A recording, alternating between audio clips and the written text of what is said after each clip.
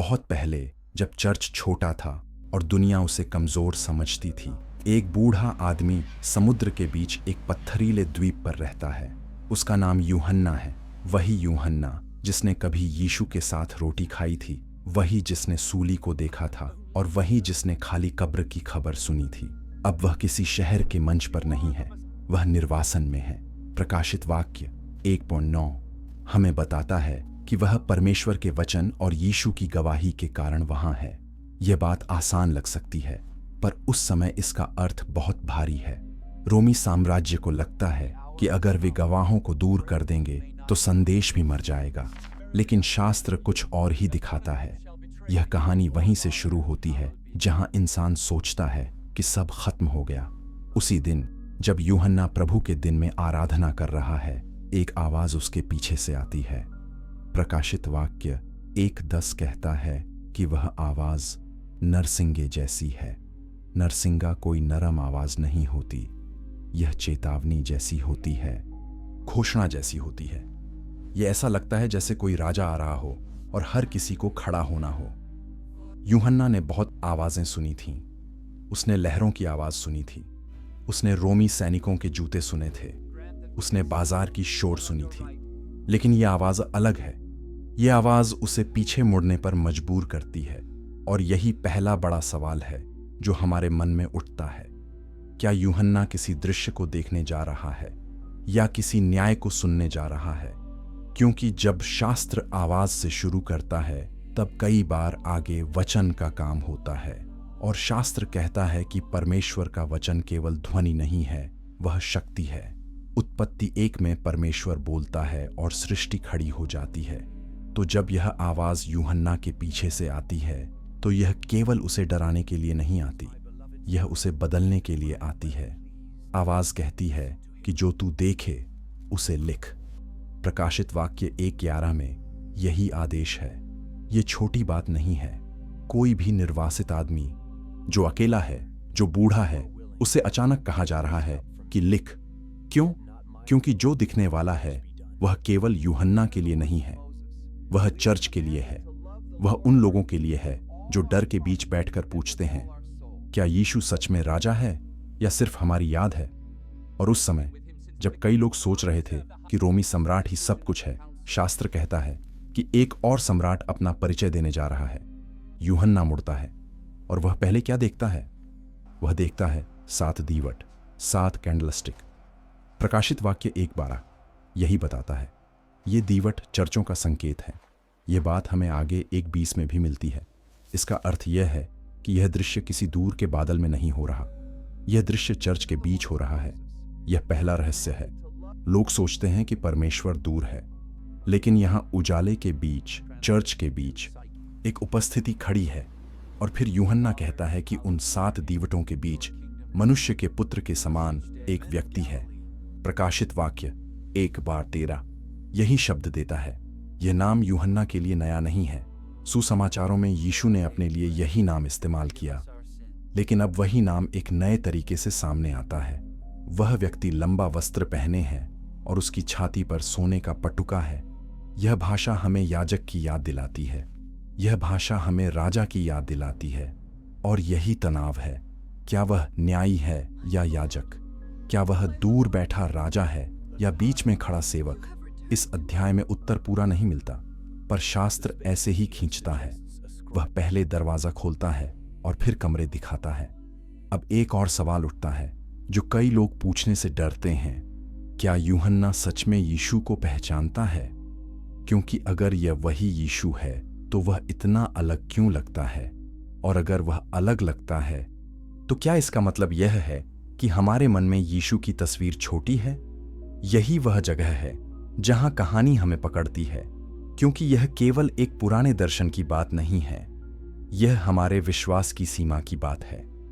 और अब जब यूहन्ना उस व्यक्ति की तरफ देख रहा है, शास्त्र कहता है कि उसका वर्णन शुरू होता है। लेकिन यह वर्णन सामान्य नहीं है। यह वर्णन ऐसा है जैसे शब्द भी कम पड़ रहे हों। और यही हमारी यात्रा का पहला मोड़ है, क्योंकि जैसे ही हम इस वर्णन में उतरते हैं, हम एक ऐसे यीशु की ओर जाते हैं जो हमारी आदतों को तोड़ देता है। और जो आगे आने वाला है वह यूहन्ना को गिरा देता है।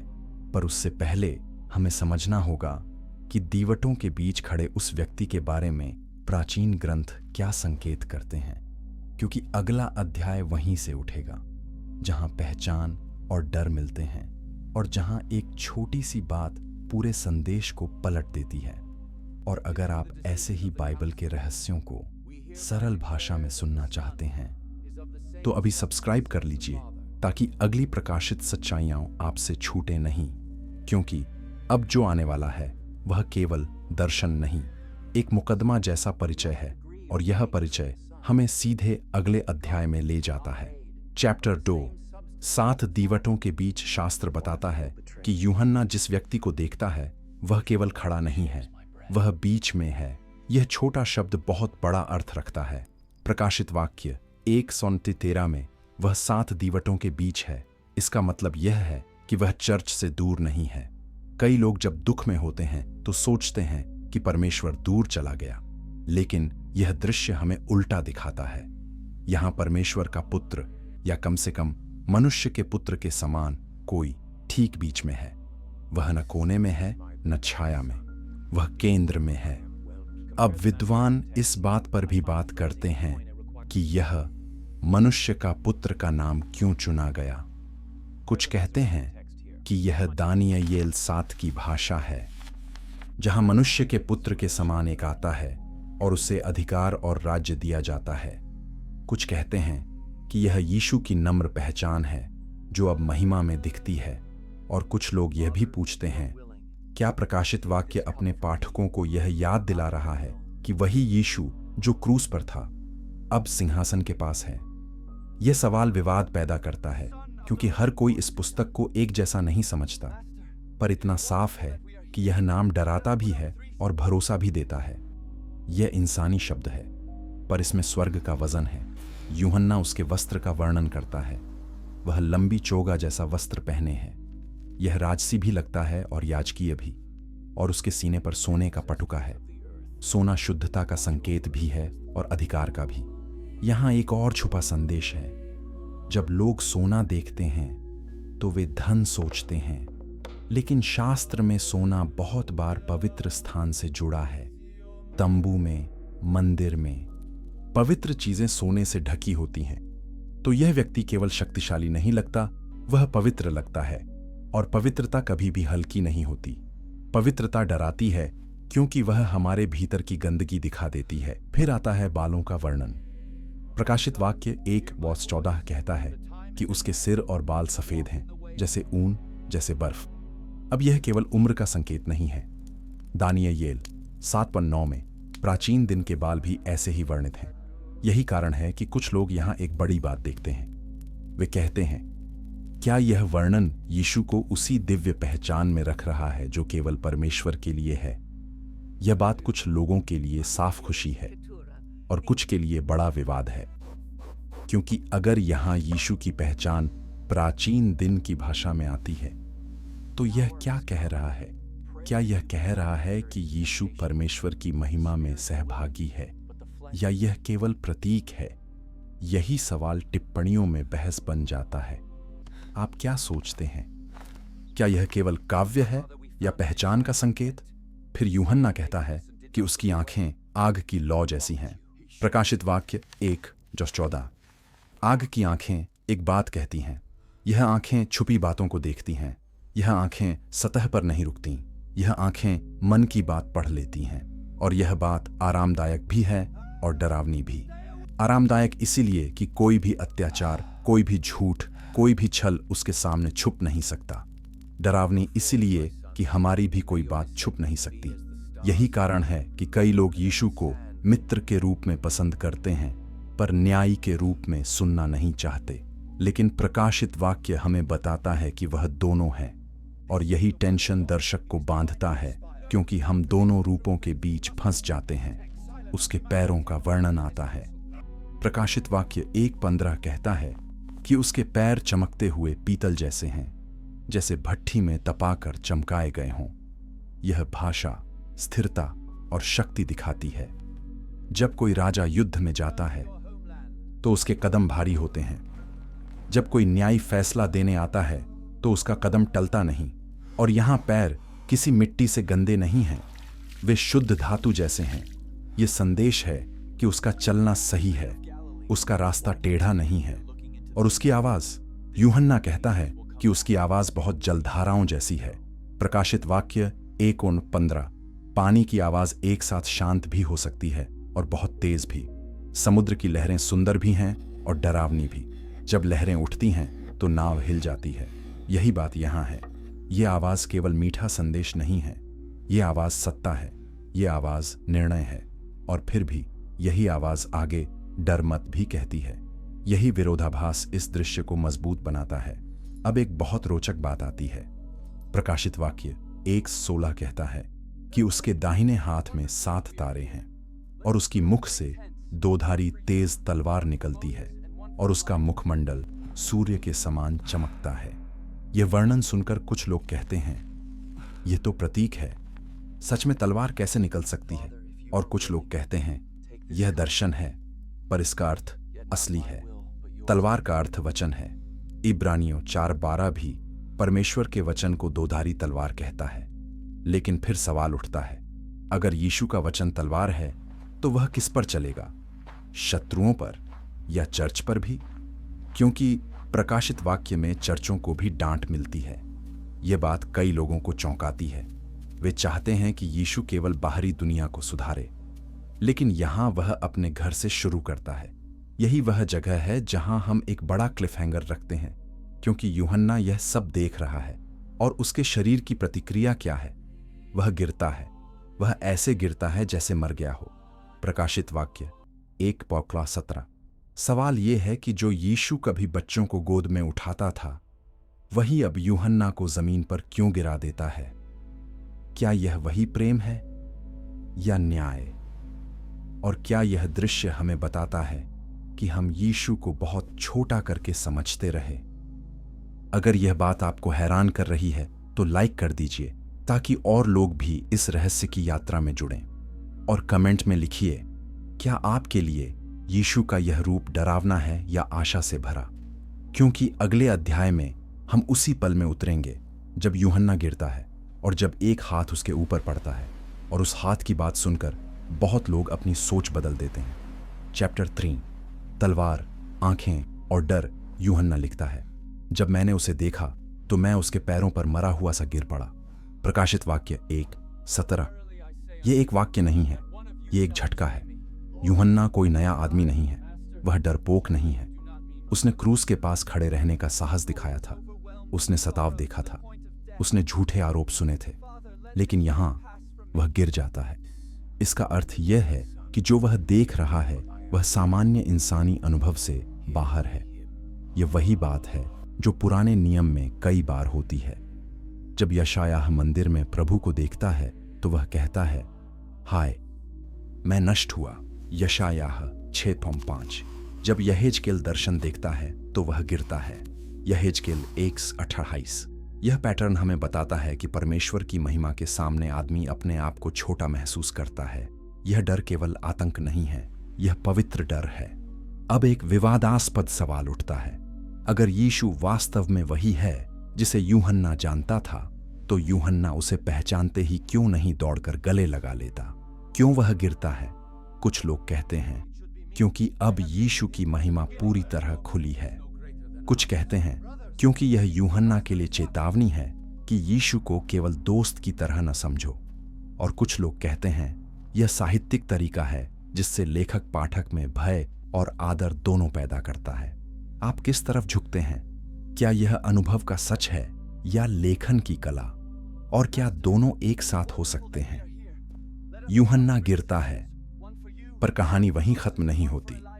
प्रकाशित वाक्य 1:17 कहता है कि वह व्यक्ति अपना दाहिना हाथ यूहन्ना पर रखता है और कहता है, डर मत। यही वह पल है जहां यह दृश्य एक नया रंग लेता है। जिस आवाज को यूहन्ना ने नरसिंगा जैसा सुना, वही आवाज अब एक सरल वाक्य कहती है, डर मत। यह बाइबल में बार बार आने वाला वाक्य है। परमेश्वर ने अब्राहम से कहा, डर मत। उत्पत्ति 15:1। स्वर्गदूत ने मरियम से कहा, डर मत। लूका 1:30। और अब यहां यीशु कहता है, डर मत। सवाल यह है कि डर क्यों नहीं? क्योंकि वह बताता है कि वह कौन है। वह कहता है, मैं पहला और आखिरी हूं। प्रकाशित वाक्य 1:17। यह दावा बहुत भारी है। पुराने नियम में परमेश्वर कहता है, मैं ही पहला हूं और मैं ही आखिरी हूं। यशायाह 24:6। अब यदि वही भाषा यीशु के मुख में है तो यह क्या दिखाता है? कुछ लोग इसे सीधे दिव्यता का प्रमाण मानते हैं। कुछ कहते हैं यह प्रतिनिधि भाषा है, परमेश्वर का अधिकार पुत्र के द्वारा बोल रहा है। और कुछ कहते हैं यह पुस्तक प्रतीकों से भरी है, इसलिए इसे सावधानी से समझना चाहिए।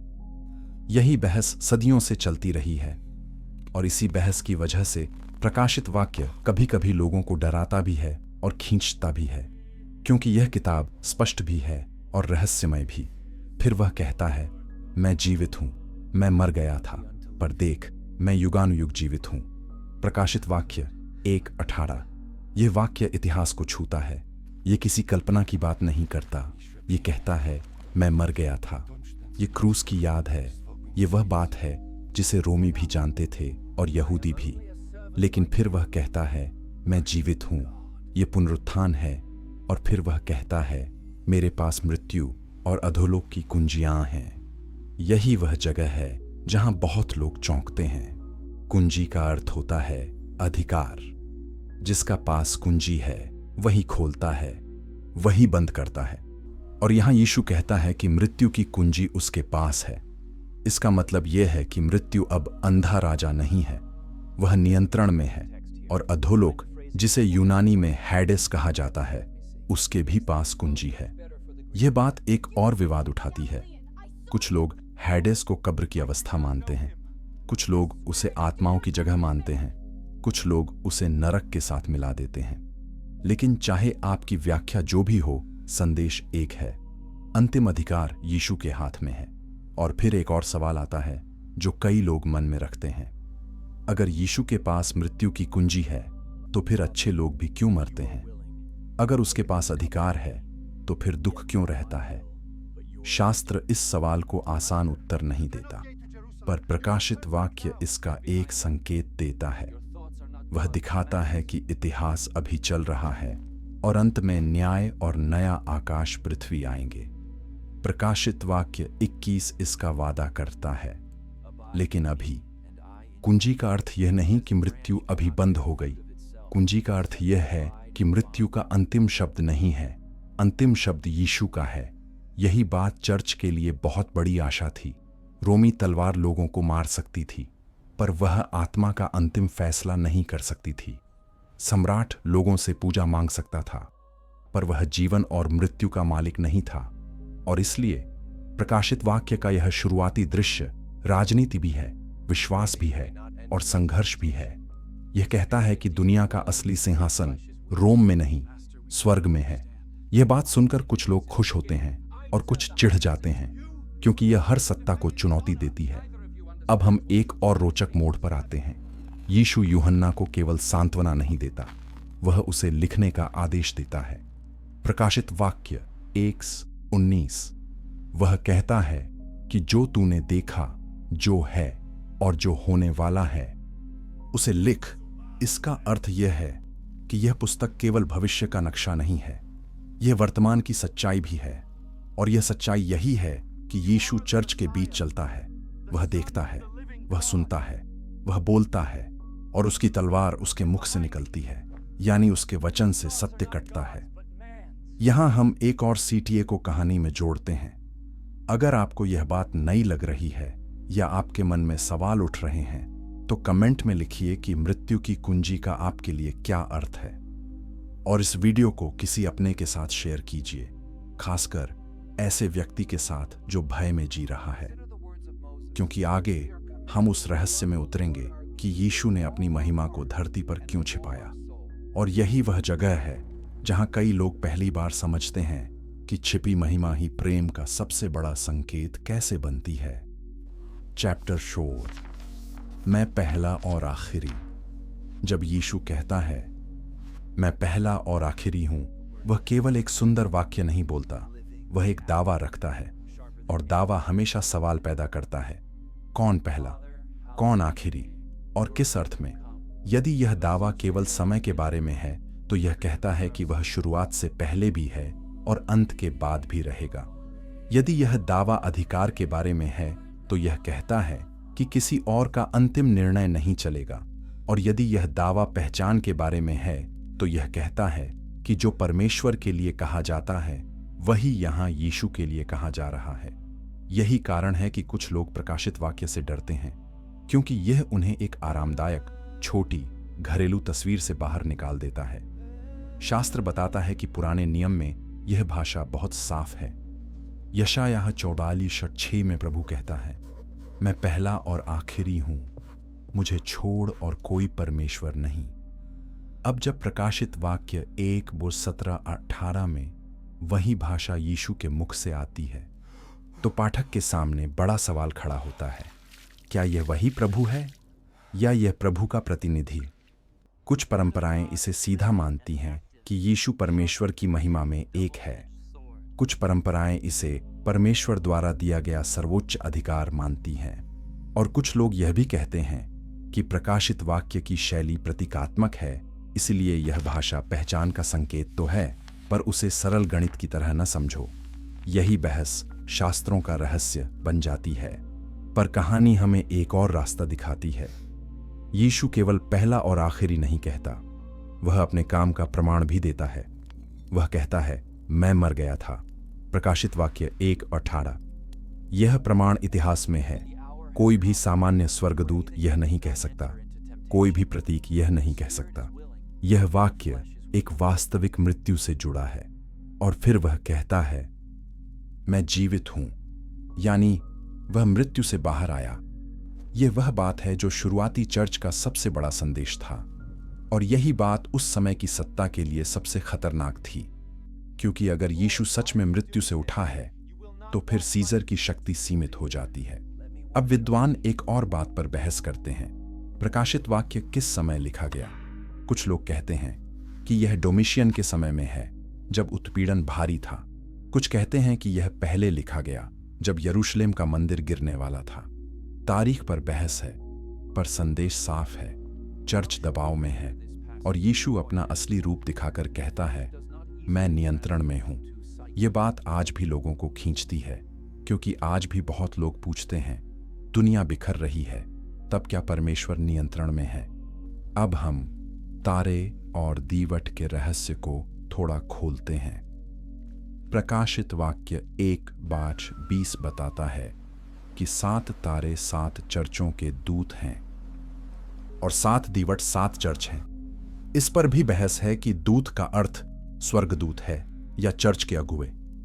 कुछ कहते हैं कि यह स्वर्गदूत हैं जो चर्चों की रक्षा करते हैं। कुछ कहते हैं कि यह संदेशवाहक हैं, यानी अगुवे। किसी भी अर्थ में संदेश वही है। यीशु के हाथ में वे तारे हैं, यानी चर्च का नेतृत्व, सुरक्षा और दिशा उसके हाथ में है। यह बात दिलासा भी देती है और जिम्मेदारी भी बढ़ाती है, क्योंकि अगर वह चर्च के बीच चलता है तो वह केवल बाहरी दुश्मनों को नहीं देखता, वह अंदर की हालत भी देखता है। और यही वह जगह है जहां प्रकाशित वाक्य की कहानी विवाद बन जाती है, क्योंकि अगले अध्यायों में यीशु 7 चर्चों से बात करता है, और कुछ की प्रशंसा करता है और कुछ को डांटता है।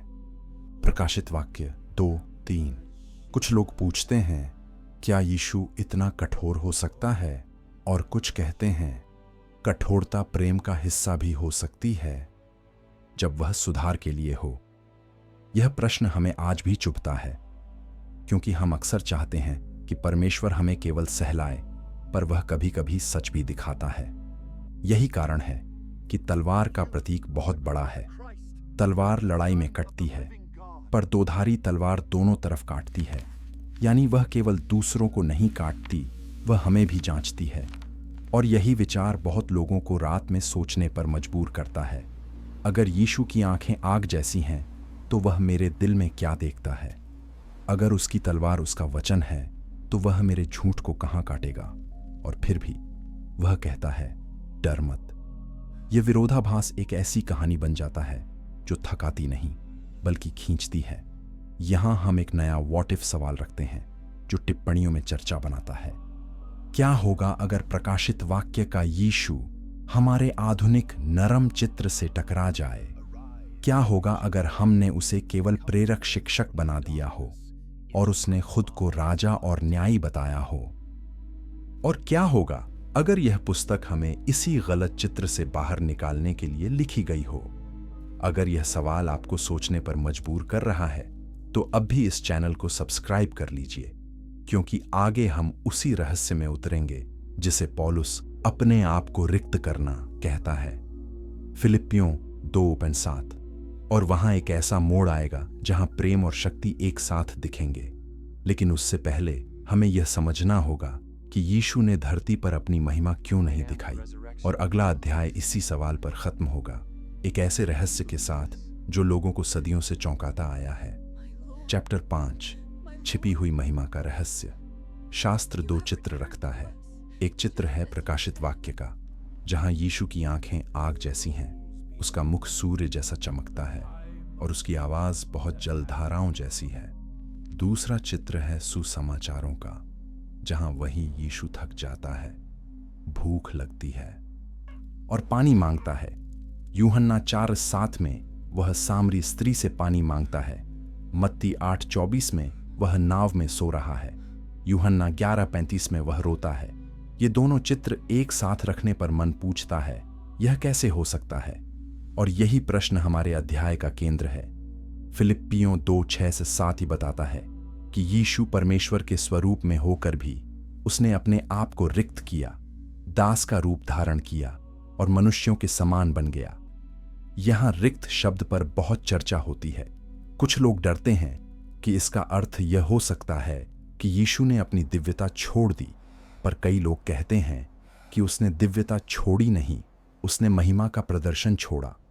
उसने अपने अधिकार का दिखावटी उपयोग नहीं किया, उसने प्रेम के लिए स्वयं को सीमित किया। यह समझ आसान नहीं है, पर इसका भाव सरल है। उसने हमारी दुनिया में हमारे जैसा होकर कदम रखा। और यहां एक विवादास्पद सवाल आता है, अगर यीशु अपनी महिमा दिखा देता तो क्या लोग जल्दी मान जाते? शायद हां, लेकिन फिर क्या प्रेम का रिश्ता बनता या डर का? अगर कोई व्यक्ति आग सी आंखों और सूर्य से चेहरे के साथ हमारे सामने आता तो हम उससे दोस्ती करते या भागते? शास्त्र संकेत देता है कि भय में प्यार नहीं टिकता।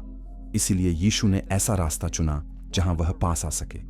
उसने बच्चों को छुआ, उसने कोढ़ियों को छुआ, उसने पापियों के साथ खाना खाया। लूका 5:30-32 में यही तनाव दिखता है।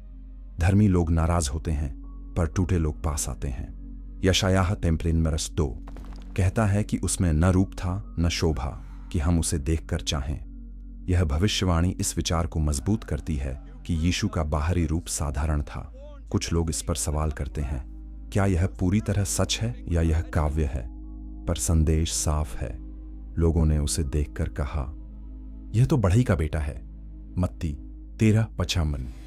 यानी उसकी पहचान को लोग छोटी बात समझते थे। और इसी में एक रहस्य छुपा है।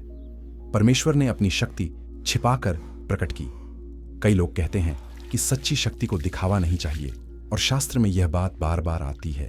परमेश्वर तूफान में भी बोलता है, पर धीमी आवाज में भी। 1 राजा 19:12 में एलियाह को मंद और धीमी आवाज सुनाई देती है। तो जब यीशु ने खुद को छिपाया तो यह कमजोरी नहीं थी, यह प्रेम की रणनीति थी। उसने अपने आप को इतना करीब किया कि हम उसे सुन सकें।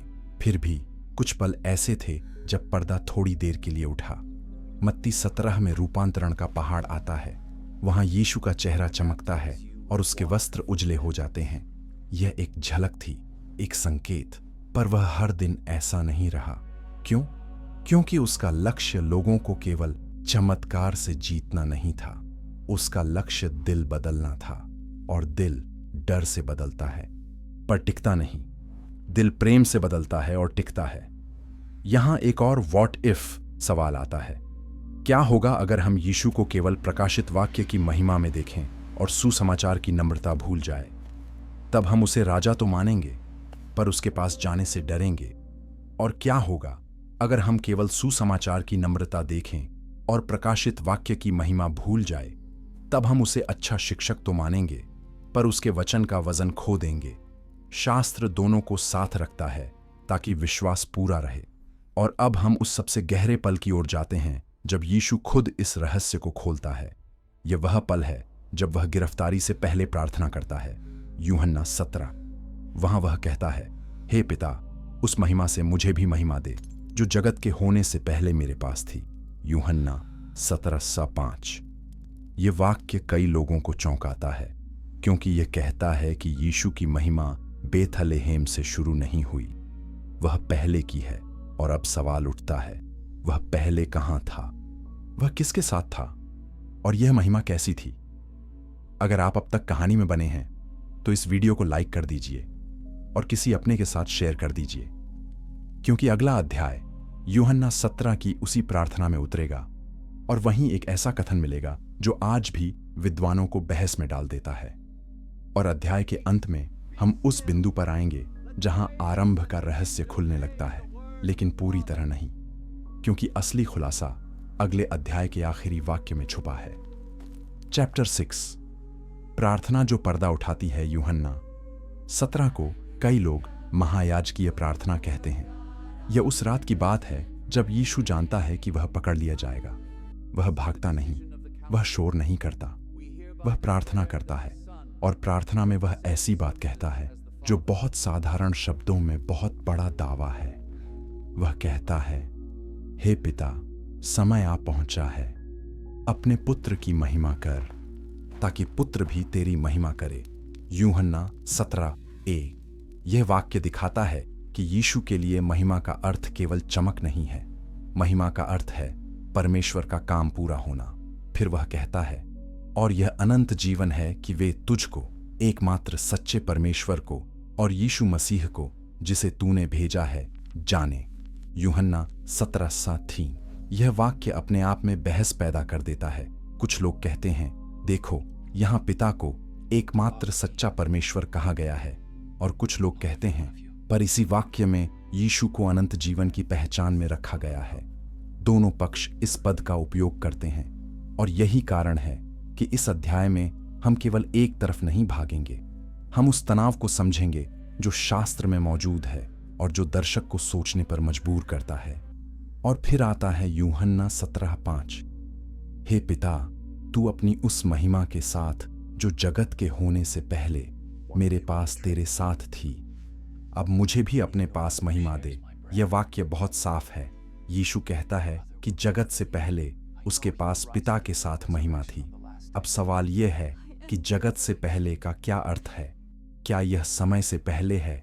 क्या यह सृष्टि से पहले है? और अगर हां, तो यीशु वहां क्या था? कुछ लोग कहते हैं कि यह उसकी पूर्व अस्तित्व की घोषणा है। कुछ कहते हैं कि यह परमेश्वर की योजना में उसकी महिमा की बात है, जैसे कोई बात पहले से तय हो। पर कई लोग इसको पढ़कर यही समझते हैं कि यीशु खुद को सृष्टि से पहले की वास्तविकता में रखता है। और अब एक और रहस्य आता है। यीशु कहता है कि वह पिता के पास लौटना चाहता है। इसका मतलब है कि उसने एक आने का अनुभव किया और एक लौटने का अनुभव होगा। यह भाषा केवल एक शिक्षक की नहीं लगती। यह किसी ऐसे की भाषा है जो अपने घर को जानता है, और फिर भी वह उसी प्रार्थना में अपने चेलों की चिंता करता है। वह कहता है कि उन्हें संभाल। यूहन्ना 17:11। यह दिल को छूता है, क्योंकि जो अपने लिए महिमा मांग रहा है वह दूसरों के लिए सुरक्षा भी मांग रहा है। यह प्रेम का एक और रूप है। अब हम यहां एक विवादास्पद प्रश्न रखेंगे जो अक्सर लोगों को बेचैन करता है। अगर यीशु सच में पहले से था, तो पुराने नियम में लोग उसे क्यों नहीं उसी नाम से जानते थे? क्यों परमेश्वर ने याहवे का नाम दिया और यीशु का नाम बाद में आया? कुछ लोग कहते हैं कि पुराने नियम में याहवे का दूत या प्रभु का दूत कभी कभी ऐसे बोलता है जैसे परमेश्वर स्वयं हो। और कुछ लोग कहते हैं कि यह केवल संदेशवाहक है। उत्पत्ति 16 और निर्गमन 3 में इस पर बहस होती रही है। यह मुद्दा विवादास्पद है, पर बहुत आकर्षक भी है, क्योंकि यह पाठक को खोज में डाल देता है। क्या पुराने नियम में किसी छाया में यीशु की झलक थी, या क्या यह बाद की समझ है? यीशु की प्रार्थना हमें एक और बात दिखाती है। वह कहता है कि उसने पृथ्वी पर पिता की महिमा की। यूहन्ना 17:4। कैसे? उसने बीमारों को छुआ, उसने सत्य बोला, उसने झूठ को चुनौती दी, उसने प्रेम किया। और अब वह कहता है कि काम पूरा हुआ। लेकिन काम पूरा कैसे होगा? क्रूस के द्वारा। यही वह जगह है जहां महिमा और दुख जुड़ जाते हैं।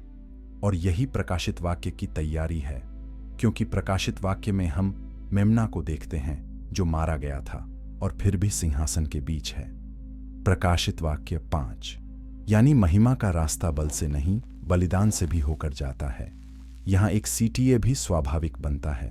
अगर आपको यह प्रार्थना की बात नहीं लग रही है तो कमेंट में लिखिए कि यूहन्ना 17:5 आप कैसे समझते हैं, और सब्सक्राइब कर लीजिए, क्योंकि हम अगले अध्याय में आरंभ के रहस्य में उतरने वाले हैं। हम उत्पत्ति 1.1 के शुरुआती शब्दों से शुरू करेंगे और देखेंगे कि आरंभ में किसकी आवाज है, और अध्याय के अंत में एक ऐसा मोड़ आएगा जहां वचन का अर्थ केवल शब्द नहीं रहेगा। अब क्लिफ हैंगर यही है। यदि यीशु कहता है कि वह जगत से पहले महिमा में था, तो फिर आरंभ में क्या वह मौजूद था? और यदि वह मौजूद था तो क्या हज़ा प्रकाश कहने में उसका हाथ था? उत्तर की खोज हमें अगले अध्याय में ले जाती है, जहां सृष्टि की कहानी अचानक यीशु की कहानी बनती दिखाई देती है। चैप्टर 7। आरंभ में कौन था? उत्पत्ति 1.1 कहता है, आदि में परमेश्वर ने आकाश और पृथ्वी की सृष्टि की। यह वाक्य इतना जाना पहचाना है कि हम कभी कभी इसके भीतर की गहराई भूल जाते हैं। आदि में का अर्थ केवल समय का पहला पन्ना नहीं है। ये एक ऐसी शुरुआत है जहां हमारे पास कोई घड़ी नहीं है, कोई कैलेंडर नहीं है, बस परमेश्वर है और फिर सृष्टि है। और इसी जगह पर यूहन्ना का सुसमाचार अपने पहले वाक्य से चौंकाता है। आदि में वचन था और वचन परमेश्वर के साथ था और वचन परमेश्वर था। यूहन्ना 1:1। यह वाक्य सीधे उत्पत्ति की भाषा उठाता है और उसे एक नए अर्थ से भर देता है। यूहन्ना 1:3 कहता है, सब कुछ उसी के द्वारा उत्पन्न हुआ, और जो कुछ उत्पन्न हुआ है उसमें से कोई भी वस्तु उसके बिना उत्पन्न नहीं हुई। यहां वचन को सृष्टि के काम में रखा जाता है। और फिर यूहन्ना 1:14 कहता है, वचन देहधारी हुआ, यानी वही जो आदि में था वही मनुष्य बनकर आया। यह विचार कई लोगों के लिए सबसे बड़ा है, क्योंकि यह कहता है कि यीशु केवल इतिहास में नहीं, सृष्टि में भी शामिल है। पर यहां भी बहस होती है। कुछ लोग पूछते हैं, वचन क्या एक व्यक्ति है या परमेश्वर का बोलना? कुछ लोग कहते हैं कि यह परमेश्वर का शाश्वत बुद्धि है। कुछ कहते हैं कि यह पुत्र है, और कईयों के लिए यही वचन यीशु है, क्योंकि वह देहधारी हुआ। यह बहस केवल किताबों की नहीं है, यह विश्वास के ढांचे की है, क्योंकि अगर यीशु सृष्टि में शामिल है तो वह केवल शिक्षक नहीं रह जाता, वह सृष्टिकर्ता के काम में सहभागी हो जाता है। और यदि वह सहभागी है तो उसके वचन का अधिकार भी अलग हो जाता है। पौलुस भी इस दिशा में बोलता है।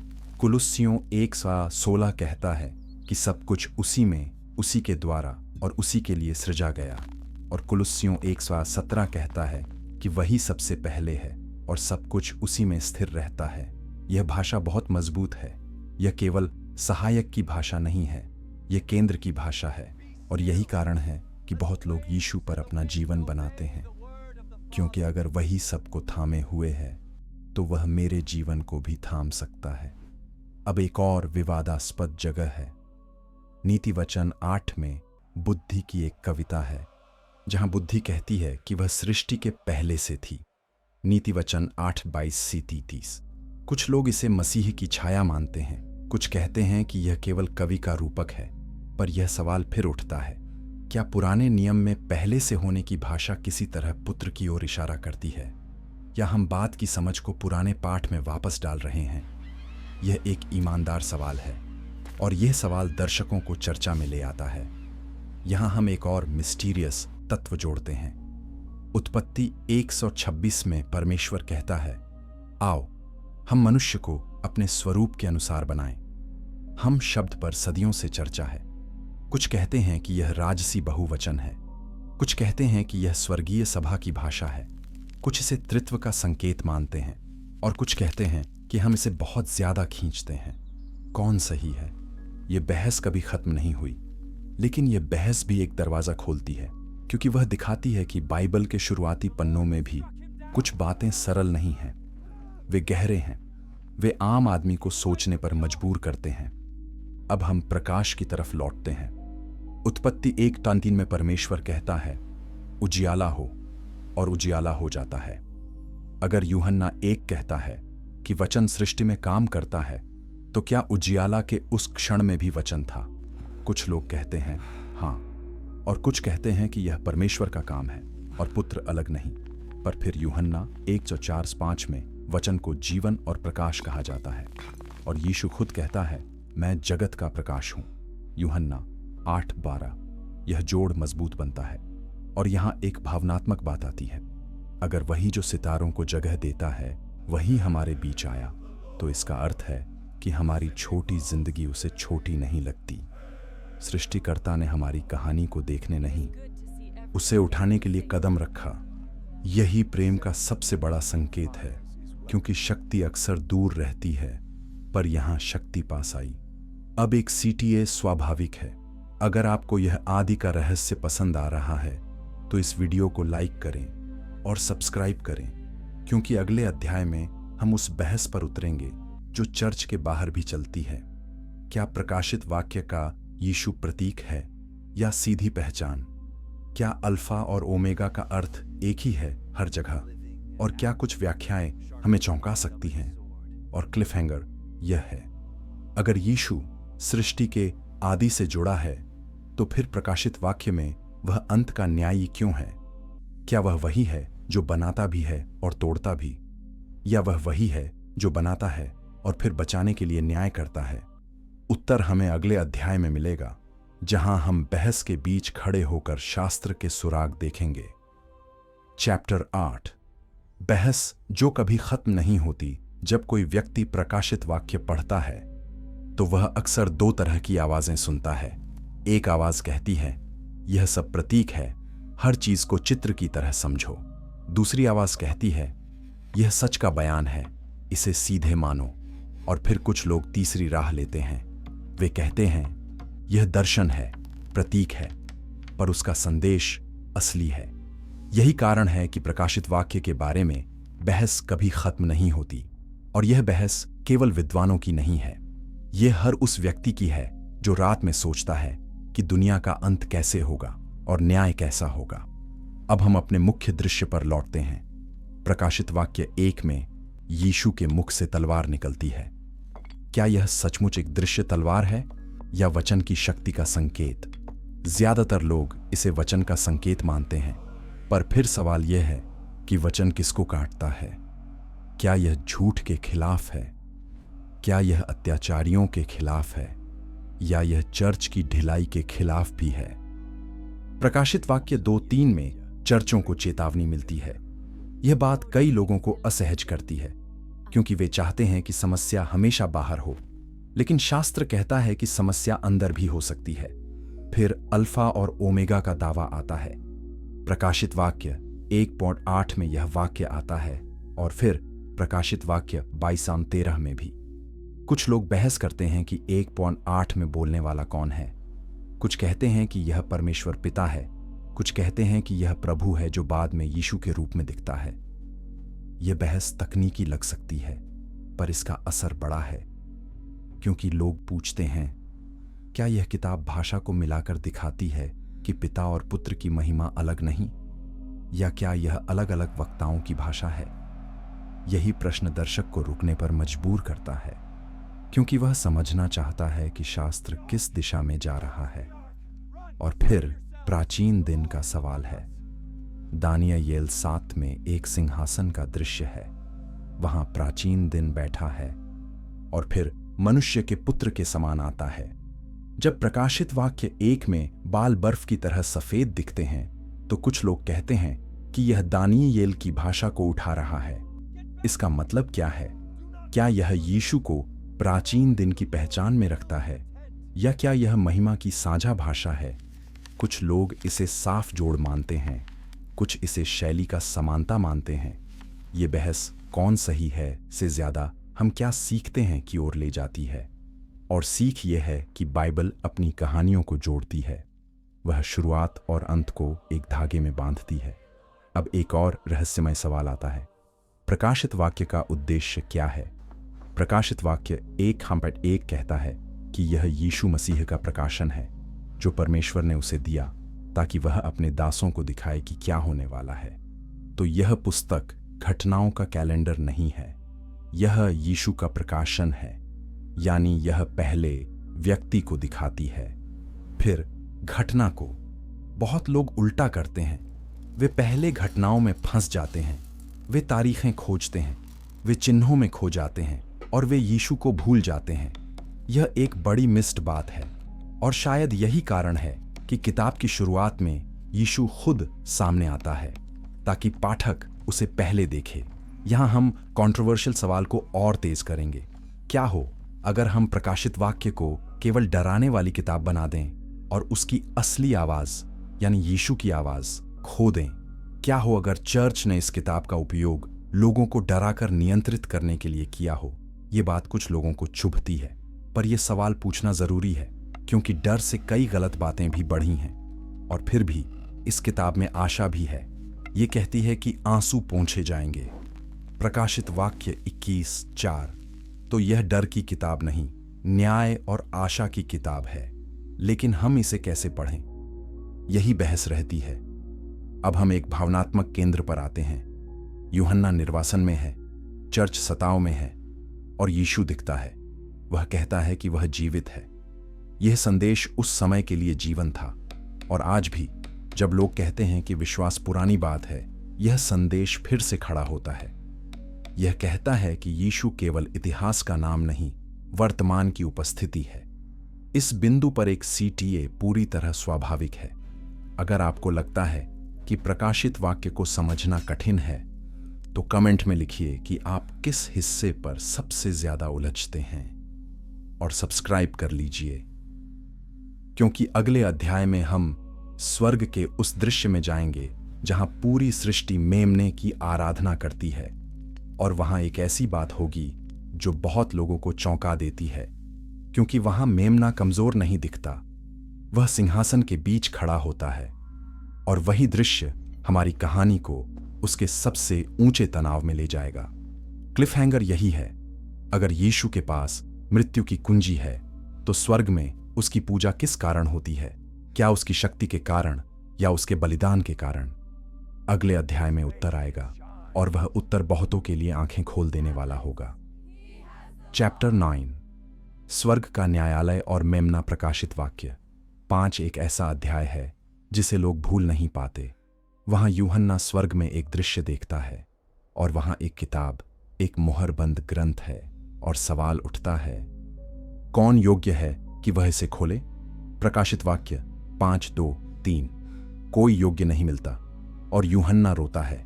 यह रोना बताता है कि यह केवल जिज्ञासा नहीं है, यह न्याय, भविष्य और सच्चाई का प्रश्न है। अगर कोई योग्य नहीं तो इतिहास का अर्थ क्या? अगर कोई योग्य नहीं तो अत्याचार का अंत कैसे? फिर एक बुजुर्ग कहता है कि रो मत, यहूदा के गोत्र का सिंह जीत गया है। प्रकाशित वाक्य 5:5। यहां एक नया तनाव बनता है। सिंह का नाम सुनते ही लोग शक्ति सोचते हैं, वे दहाड़ सोचते हैं, वे युद्ध सोचते हैं। पर जब यूहन्ना देखता है तो वह सिंह नहीं देखता, वह मेमना देखता है जो मानो वध किया गया हो। प्रकाशित वाक्य 5:6। यही प्रकाशित वाक्य का रहस्य है। शक्ति का रूप बलिदान बन जाता है, राजा का रास्ता क्रूस से होकर जाता है। और यही वह बात है जो बहुत लोगों को शॉक करती है, क्योंकि दुनिया कहती है कि जीत का मतलब कुचलना है। शास्त्र कहता है कि जीत का मतलब अपने आप को देना भी है। अब इस दृश्य में आराधना होती है। वे कहते हैं कि मेमना योग्य है क्योंकि वह मारा गया और उसने अपने लहू से लोगों को खरीदा। प्रकाशित वाक्य 5:9। यह भाषा बहुत भावनात्मक है। यह कहती है कि हमारी कीमत चुकाई गई और यह कीमत सोना नहीं है, यह बलिदान है। यही बात सुसमाचार की जड़ है और यही बात प्रकाशित वाक्य को सुसमाचार से जोड़ती है। प्रकाशित वाक्य केवल अंत की कहानी नहीं, क्रूस की महिमा की कहानी भी है।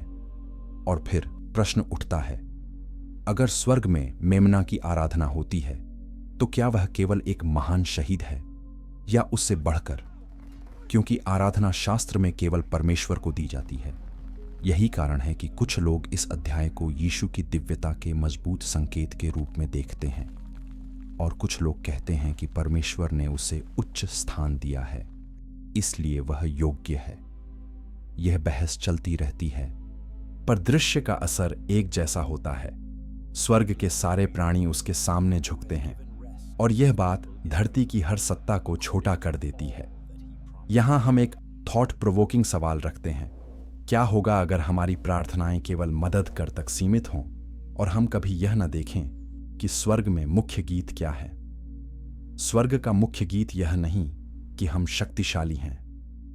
मुख्य गीत यह है कि मेमना योग्य है, यानी स्वर्ग की केंद्र में भी यीशु है। और यदि स्वर्ग का केंद्र वही है, तो हमारी जिंदगी का केंद्र क्या होना चाहिए? यही सवाल हमें धीरे धीरे अंतिम अध्याय की ओर ले जाता है। पर अभी एक और रहस्य बाकी है। प्रकाशित वाक्य 5 में मेमना किताब लेता है, मुहरें खुलने लगती हैं और फिर न्याय की घटनाएं शुरू होती हैं। इसका अर्थ यह है कि वही जो बचाता है वही इतिहास का न्याय भी चलाता है। यह बात लोगों को असहज करती है। वे चाहते हैं कि बचाने वाला नरम रहे और न्याय कोई और करे, लेकिन प्रकाशित वाक्य कहता है कि वही मेमना न्याय की प्रक्रिया का केंद्र है।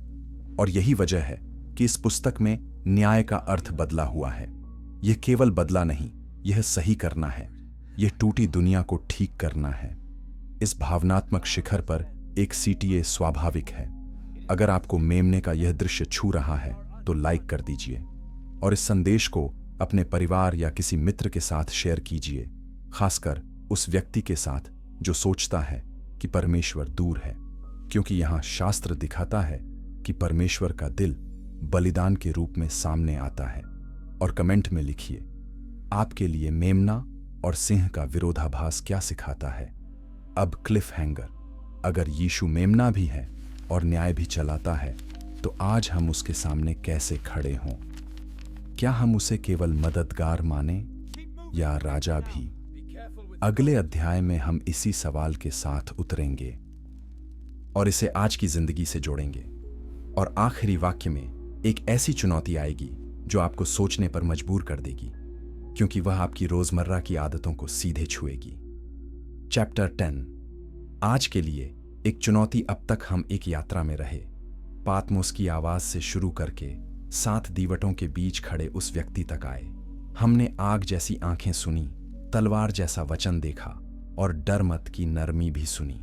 हमने यूहन्ना 17 की प्रार्थना में छिपी महिमा का संकेत देखा। हमने आदि में की भाषा में वचन का रहस्य देखा। हमने बहसों को छुआ और स्वर्ग में मेमना की आराधना सुनी। अब सवाल यह नहीं है कि कहानी रोचक थी या नहीं। असली सवाल यह है कि इसका अर्थ आज क्या है। शास्त्र बताता है कि यीशु चर्च के बीच चलता है। प्रकाशित वाक्य 1:13। इसका अर्थ यह है कि विश्वास केवल रविवार की बात नहीं है, यह रोज की बात है। अगर वह बीच में है तो वह हमारे शब्द सुनता है, वह हमारे इरादे देखता है, वह हमारी थकान भी जानता है और वह हमारी दिखावट भी जानता है। यह बात डराती भी है और संभालती भी है।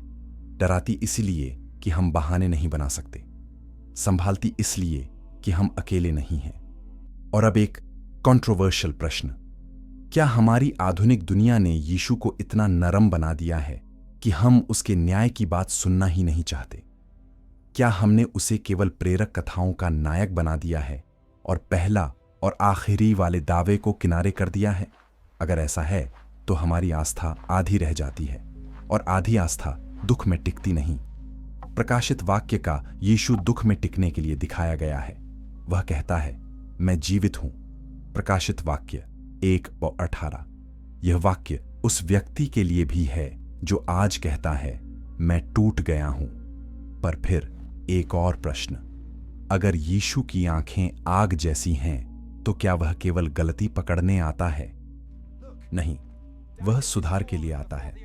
प्रकाशित वाक्य 3 में वह कहता है कि जिन्हें मैं प्रेम करता हूं उन्हें ताड़ना देता हूं।